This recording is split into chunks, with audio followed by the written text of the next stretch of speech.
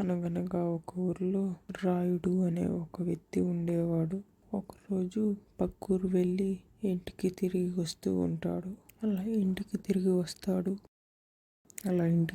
వచ్చాక అప్పుడు వాళ్ళ భార్య శారద ఇలా అంటుంది. ఏమండి, నీకొక విషయం చెప్పాలి. ఏమిటి? ఏందో చెప్పు. మరి పట్నంలో ఉంటుందిగా మా చెల్లెలు శ్యామల వాళ్ళ కూతురు శాంతికి పెళ్ళి అంటండి. ఇప్పుడే ఫోన్ చేసి చెప్పారు. మనల్ని రేపే బయలుదేరి రమ్మంటున్నారు. రేపు రమ్మనరా. ఇప్పుడే పోవే, లేకపోతే రమ్మనరా అంటే.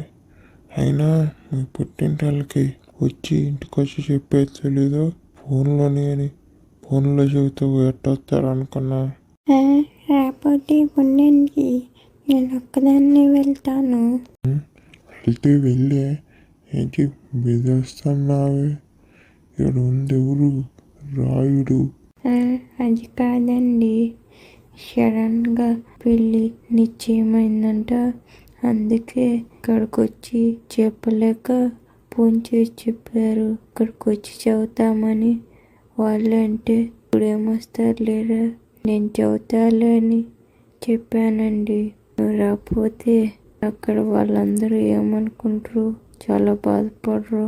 రండండి. అయినా మా ఊరి వాళ్ళే నాకు మొదటి శుభలేకుండా ఎవరు పెళ్లి చేసుకోరు. అలాంటిది నీ చెల్లెలు కూతురు పెళ్ళి ఫోన్లో చెబితే వస్తాను అని ఎలా అనుకున్నావు? ఇదిగో ఇలా రానని మొండికేశారనుకో, రేపు మీ తరపు వాళ్ళు ఎవరైనా పెళ్ళికి పిలిస్తే అప్పుడు నేను కూడా రాను చెప్తున్నా. మరి అరే, ఇది అన్నంటి పని చేస్తుంది. ఇది కానీ మా బంధువుల పెళ్ళికి రానన్నదనుకో, అప్పుడు మా బంధువులలో నేను పరుగు పోతే, ఇదిగో సరేలే నేను వస్తానని చెప్పు వాళ్ళకి. అలా అని చెప్పి మరుసటి రోజు ఇద్దరు పెళ్ళికి వెళ్తారు.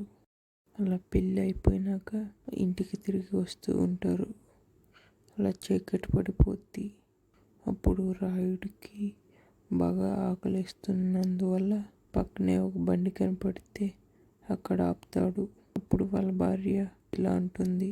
ఏమిటండి, ఏంటి ఇక్కడ ఆపారు? బాగా ఆకలిస్తుంది. ఇక్కడ ఏదో బండి ఉంది, కానీ ఏదన్నా తినిపోతా మాకు. ఆకలిస్తుందా? ఇప్పుడేగా పెళ్ళిలో 2 ప్లేట్లు తిన్నావు, మళ్ళీ ఆకలిస్తుందా? మీ వాళ్ళు పెట్టిన ఆ భోజనానికి 2 ప్లేట్లు ఏంటి, 10 ప్లేట్లు తిన్నా కడుపు నిండదు. రా, ఏదో ఒకటి తినిపోదాం. మా వాళ్ళు పెట్టిన భోజనం నా కడుపు నిండిందిలే, వెళ్ళి నువ్వు తిను. సరే, నీ ఇష్టం. నేనైతే పోయి తింటా. ఏంటి బాబు, ఏముంది? మా దగ్గర సార్ ఇడ్లీ, దోశ, పూరి ఉన్నది సార్. సరే బాబు, ఒక ప్లేట్ దోశ ఇచ్చాయి.